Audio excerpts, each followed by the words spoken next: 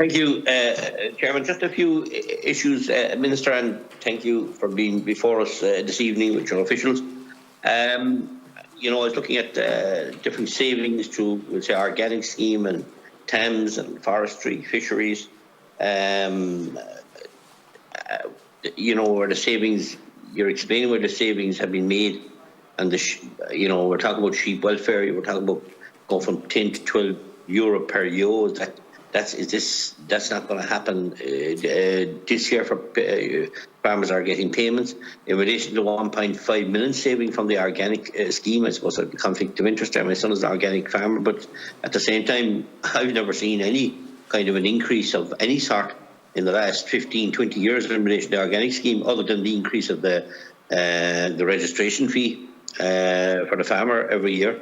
So there's very little to be got out of that, and it's difficult to look at 1.5 million being saved in that wasn't pumped back into to those out there participants out there to encourage them to, I suppose, carry out their organic works even stronger than they are.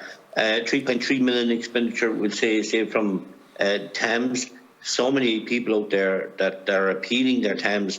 That would, be fierce, upsetting or frustrating for them to hear that there's a saving of 3.3 million when they have a genuine spend and haven't been able to get their hands on their money. It's very frustrating, and obviously in relation, Minister, to the 7 million savings in the forestry, mainly due to no new planting. We do accept there and what you read out that the licensing delays were a factor, but I mean, it's astonishing to think that the 7 million has been saved because we haven't been able to sow forestry, and every opportunity needs to be worked on to resolve that. That's a crisis of huge proportions that's going to come back to bite us down the road.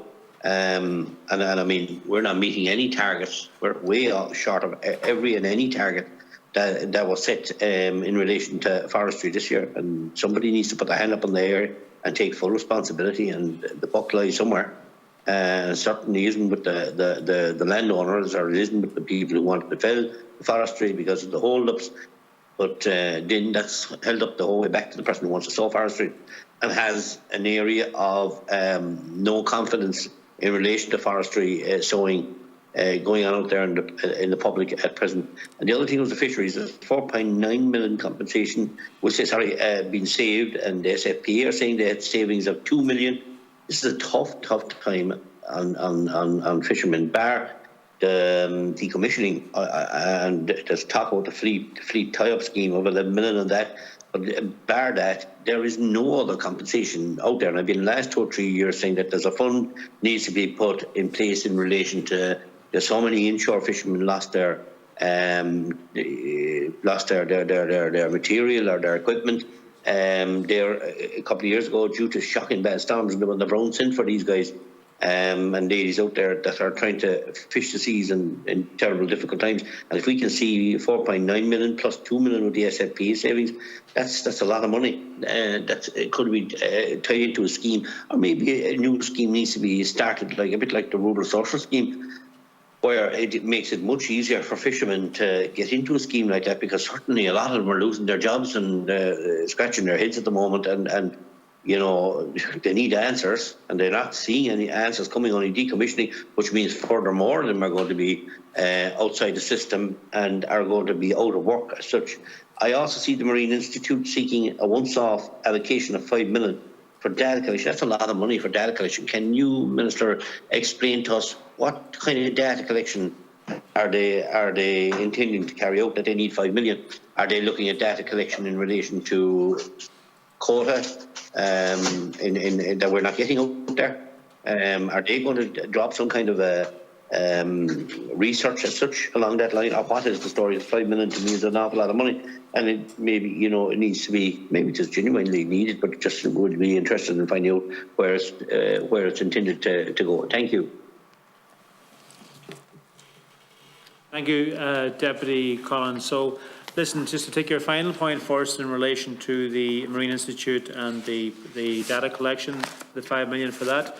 So we're reallocating some of the unspent funds from other sections to bring into line, or what you could call it an anomaly, but a situation whereby it was paid a year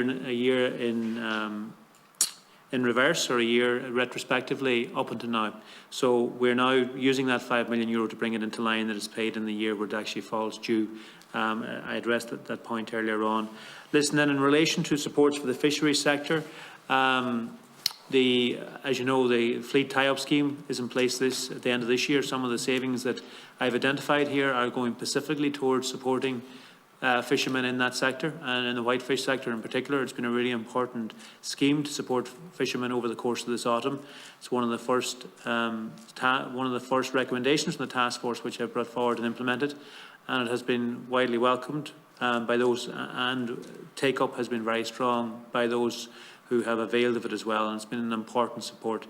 And as you know, then going forward, the task force, the fisheries task force, which was made up of fishers representatives themselves, I brought them together as those who are in the sector and who make their livelihood from the sector, to advise on what is the challenging outcome of Brexit, and to advise the government as to how we can best support and invest in their livelihoods in the years ahead, and also how we can best fight battle on their behalf at European level in the time ahead too.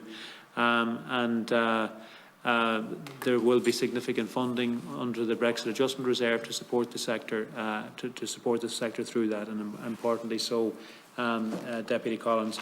Obviously, otherwise, in terms of the smaller savings that we're making, whenever you have whenever it's an annual budget for the department of €1.9 billion, and then in addition to that, the €1.2 billion in direct payments which the department administers, you're going to see some changes and some changes to what is profiled at the start of the year as the year progresses, as life happens.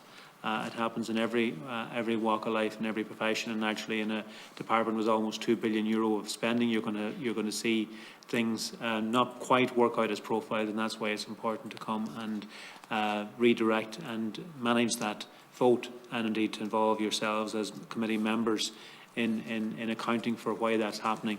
But in terms of some of that reprofiling, some of it actually is going directly towards fishers through that tie-up scheme this autumn.